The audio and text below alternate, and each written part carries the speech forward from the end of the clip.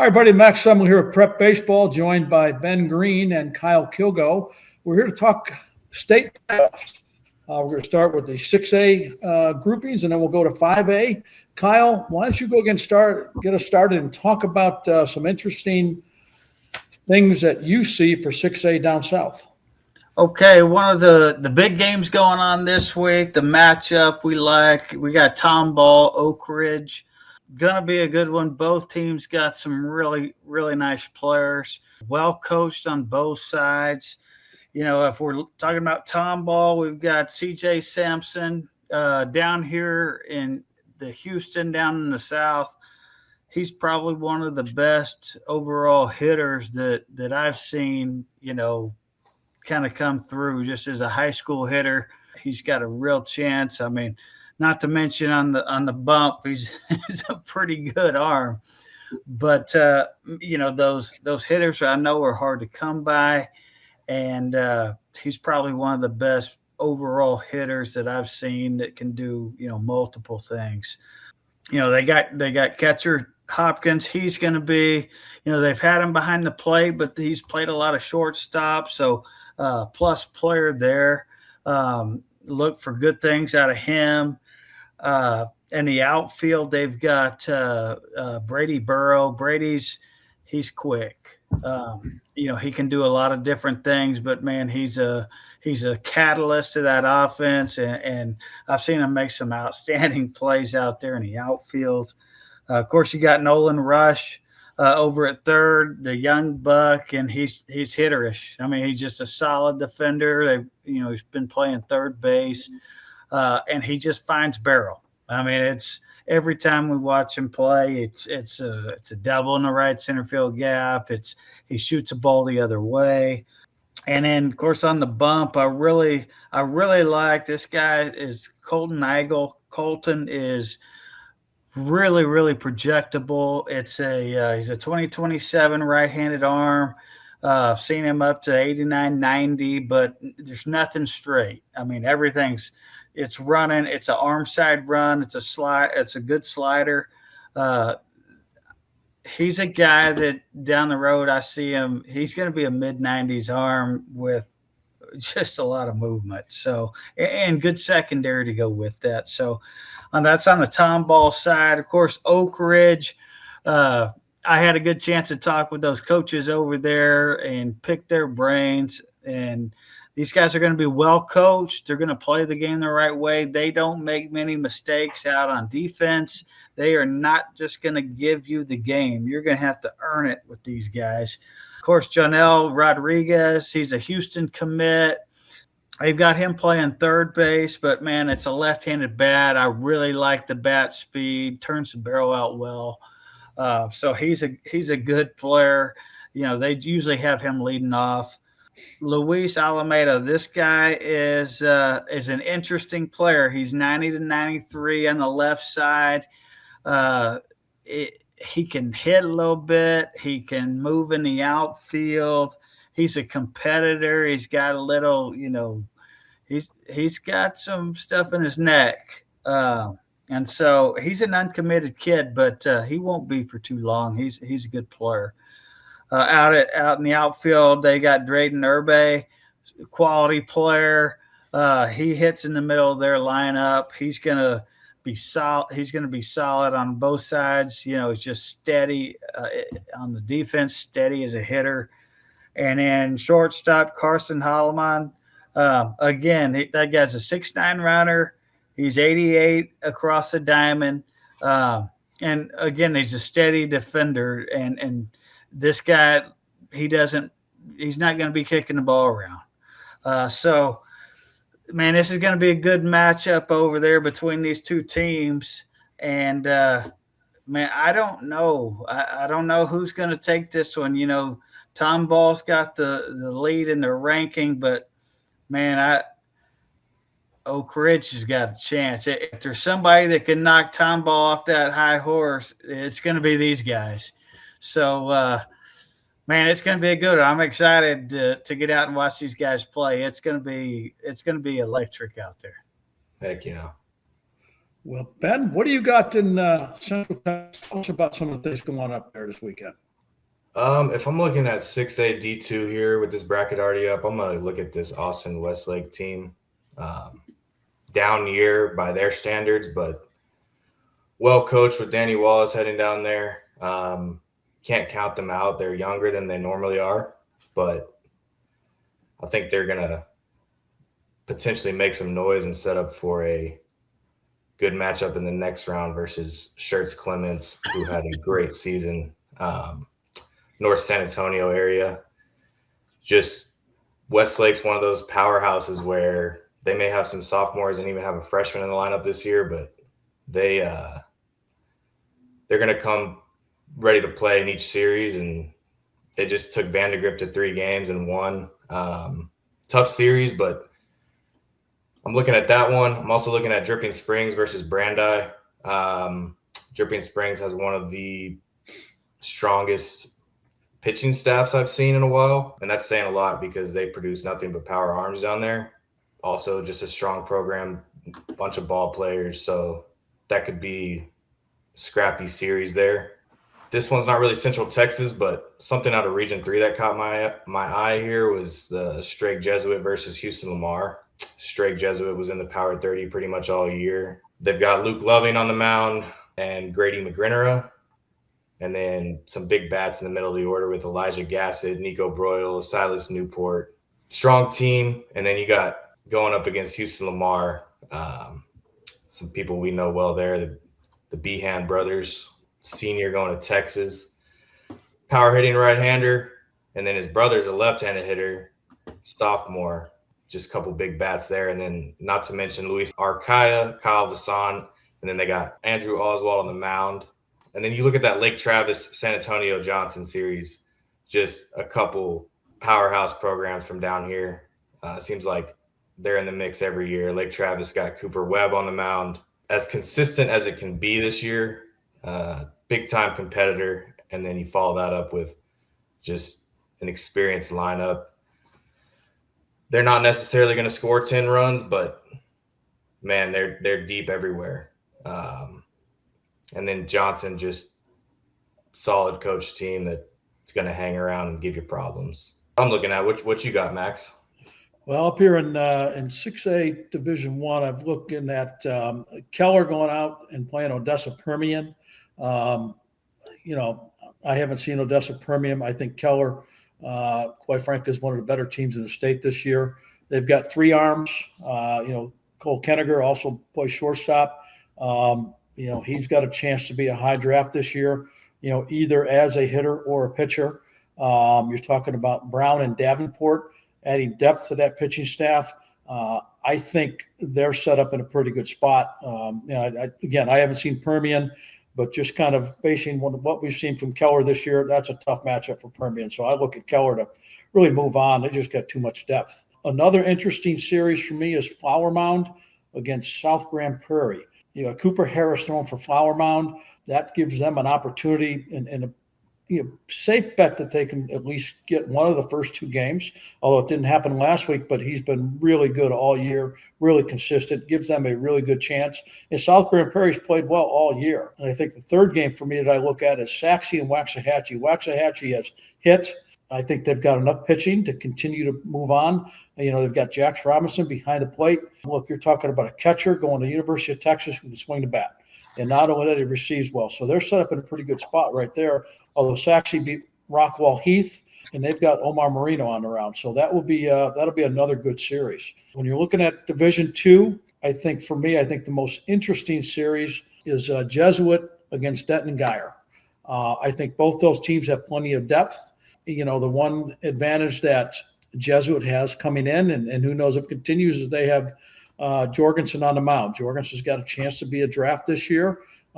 He's got tremendous stuff. So I think that series sets up well. The other one for me that I look at is Marcus against J.J. Pierce. Those are 2 good teams, 2 teams that have played well all year. Both have done a great job getting to spot. So I think that's going to be a pretty good series. And Byron Nelson going out and playing Friendship. Again, I haven't seen Friendship, but that's a program that has a long history of success, been a good program. And Byron Nelson has plenty of depth to continue to move on as well. And they've got some depth with that team, and they should be in a pretty good spot. But again, Who knows? I make no predictions about what's going to happen with the 6As outside of Keller winning. There's my prediction for this week. Let's go down to 5A in Division One. Kyle, go ahead and get us started. Okay, so 5A, Division Two here. I really like this matchup. So we got Iowa Colony and Kingwood Park. Iowa Colony, I've seen those guys a bunch. And first and foremost, you got a big arm on the mound. You got Landon Brown, right-handed pitcher. He's 93, 95, touching 96. More in that tank, but it's he's got some real stuff, and it's not just velo. What I like about Landon Brown is, his slider can be swing and miss. It's a real pitch. He throws a little split, kind of a change, a little split change, if you will, and it is, again, when he hits that thing right, it's swing and miss. So he's got weapons to go in and beat guys, and he's a competitor. A lot of times you see guys like that they've got real stuff, and just they don't go about the game the right way, and he does. And that's always a blessing for me to see. I love seeing that. Is coaching for all the years that I did. You come across kids that are really talented, but kind of take that for granted. And this kid works and he competes. I'm not sure if he's going to make it to college baseball with what he has the ability to do and how he go about his business. But so you got Landon Brown over there. So he's going to be giving some guys some fits at the plate. Of course, you've got some athletic players out in right field. You got Kalen Simmons. He's got a chance to hurt you with speed. He can drive some balls in a gap when he gets going. He can really change the outcome of a ball game. And of course, they've got some good guys. MJ Christopoulos, they got him. He'll be, he does multiple things for him, but, the kid's got a chance to hit. And, he'll put together good at bats. He's going to drive in runs for those guys. So like seeing him. Of course, Carson White out in center field. He's a football player, but, he's an athlete.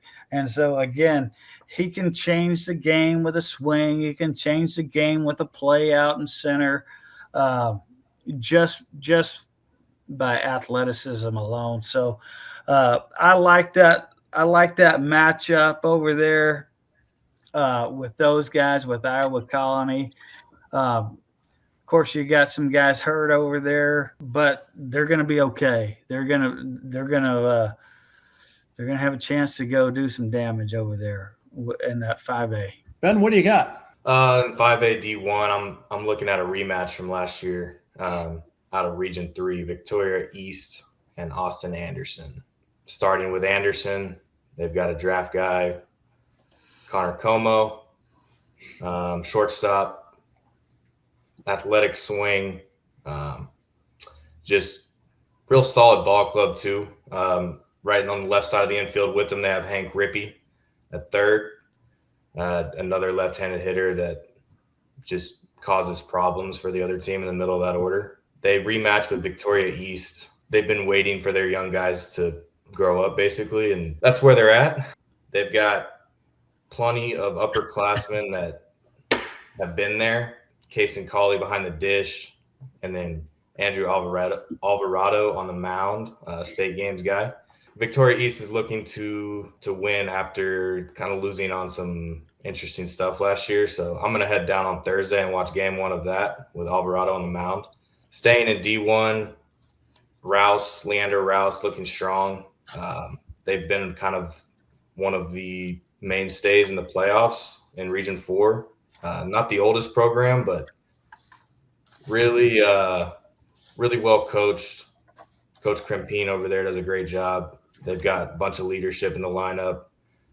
Jacob Solis at shortstop, one of the big leaders of that team. They're playing Seguin. And I'm just looking for routes to kind of keep rolling like normal. And then if we go to 5A D2, I'm looking at Georgetown. They had a great season. They're kind of just rolling. I'm going to get out and see one of their games as well. Region 4, you look at that Corpus Christi Ray and Sherryland matchup. Kyle, I know you went down and saw Sherryland this year. I'm sure that place is going to be bumping. Yeah, Sherryland's got some players over there. They've got some consistent pitching on the mound. They've got, solid defense. There's a pretty good catcher they've got over there. So that's going to be a good one. I was wondering if you were going to talk about that one because, I was kind of eyeballing that myself. Sherryland's always got a good crop of players over there, and they compete. Yeah, and that'll just be a great environment for baseball. I don't know if it's really a rivalry game, but, man, that'll be fun under the lights. Last thing I really wanted to touch on here was just that Abilene-El Paso Americas matchup. I got the chance to see Abilene this year. Headed out west to see George Ferguson on the mound. Anytime he's starting a game for you, you feel pretty good. I look for them to hopefully match up with someone closer so we can go see him again. But I'm excited to see Ferguson pitch again if possible, and we'll see. The Americas, they've got that Andrew Gonzalez over there. He's a Texas Tech commit, but I know he's been on the radar with a lot of pro guys lately. So that will be a good matchup. I mean, the Americas always have guys out of there. Again, well-coached team. I've had the pleasure of having some of those guys that came out of there on our teams, and so that's going to be a good one. Well, let's go ahead and move up north a little bit here. In D1, the first one I'm going to mention is Aledo and Fort Worth Pascal. I think Aledo's going to win that one without a doubt, but I think the interesting Naraki, Lucas Naraki will be pitching for Aledo. He's got another chance to be a guy who's got a chance to get drafted. He's an LSU commit, can also swing the bat. And I think their first that, Pascal has a 2027 right-handed arm that interested to see named Matthew Hernandez. That gives them at least a chance in game one. I'm saying there's a chance. Not a strong chance, but I'm going to give them an opportunity in game one. Never know if they can find a way to get the first game. Who knows what's going to happen? I think another game for me that interesting, Birdville and Burleson Centennial, simply because Centennial have some young players in that lineup, a couple of 29s. They've got a right-handed pitcher who starts for them, and they've got two hole hitters at 29. So they've got a good young team. I'm interested to see how they continue to play in the state playoffs moving forward. Another one at D1 for 5A is Melissa and Highland Park. Melissa Cullen Scott, 2028. They've got several young, good players on that team. And Highland Park, another team that has some 27s that are really good. So that'll be a fun series to watch, and kind of see what progresses there with that one. But those are the games that I'm looking at. Kyle, anything else you want to add before we move on? No, I think you covered it pretty good there, Max. All right, Ben, you got anything? Yeah, I left out one thing I had in my notes just real quick on this 5A D2. Liberty Hill, would not sleep on them. Just up and down, strong team from top to bottom. Jordan Andrews on the mound, blend commit. He can hit too, first base, left-handed pitcher. Carson Sharp behind the dish, Louisiana Tech commit. He'll hop on the mound and close games out. Up to 92 with a true slider. It's kind of one of those teams that always plays hard, and I would not sleep on them out of Region 4. All right, let's go on to 4A. We've got each one of us has highlighted a game for 4A. Let's go ahead and get started with Kyle. Okay, so I got Huffman Hargrave against Vidor. I'm going with Hargrave on this only because I've had a chance to see him multiple times. I kind of know their weapons. First and foremost, you got the LSU commit on the mound. You got Braden Wisner, 92, 94, 95. Got a pretty good slider, curveball to go with it. I've seen him. Well, of course, this summer or this fall, saw him there, and then twice here this spring, early and then late. The early fall, he was just okay. He didn't have his best stuff, which, you're not going to have that every time out, but he still competed with his stuff. He found a way, he made some adjustments. And that told me a lot right there. What are you going to do when you don't have your best stuff? And of course, I've seen him with his best stuff, and he was lights out, just K'ing people up. It was untouchable. He had 4 pitches rolling. So that's a force to be reckoned with there. If he's on, it's a tough day to score runs, period. It doesn't matter how good offense you have.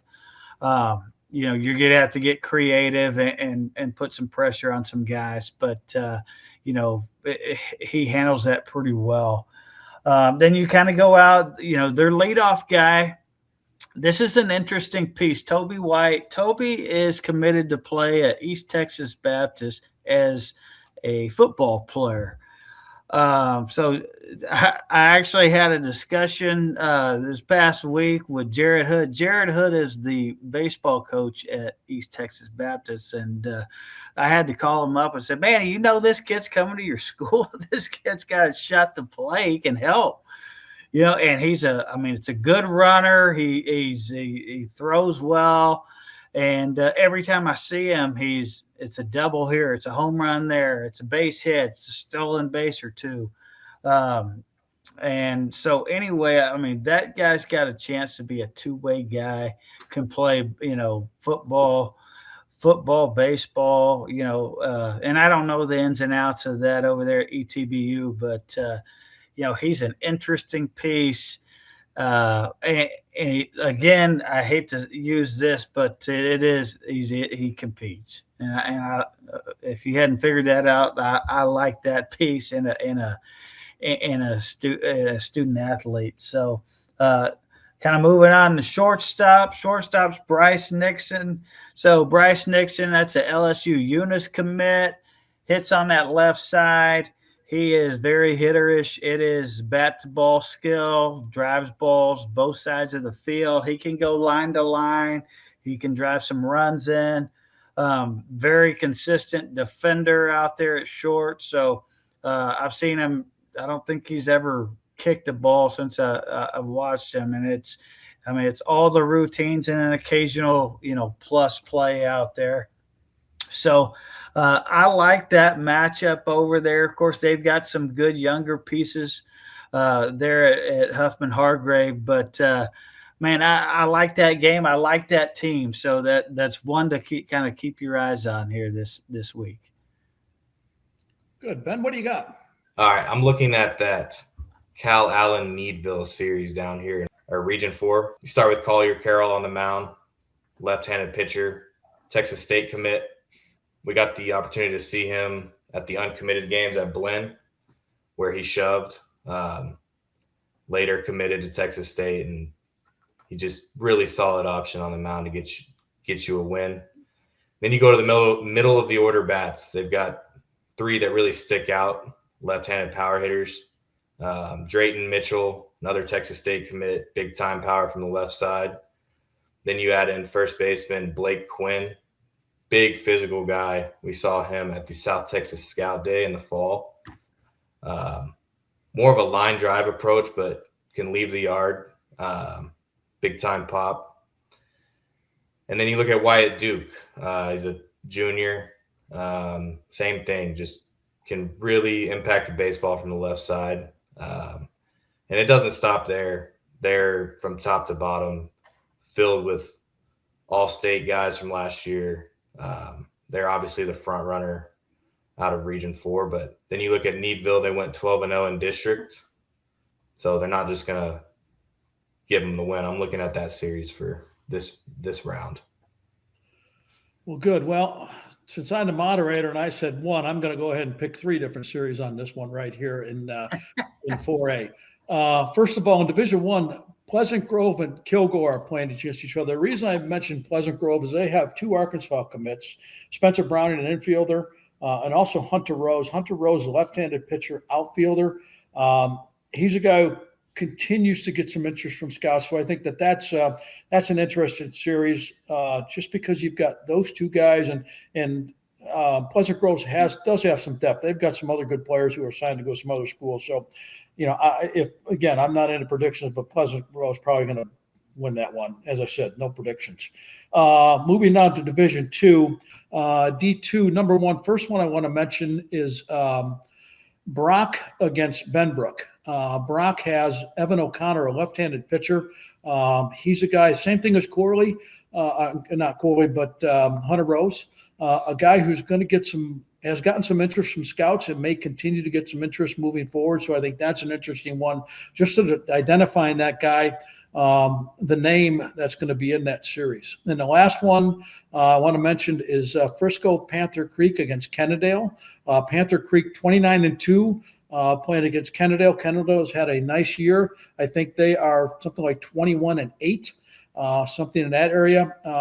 In particular, I mentioned Kennedale because their head coach, I drafted Corey Taylor when he was at Texas Tech when I was with the Mets. He was right-handed pitcher, and I drafted him. So give Corey a little love. But that's what we've got in 4A baseball. Interesting week for everybody, and looking forward to see what the results are.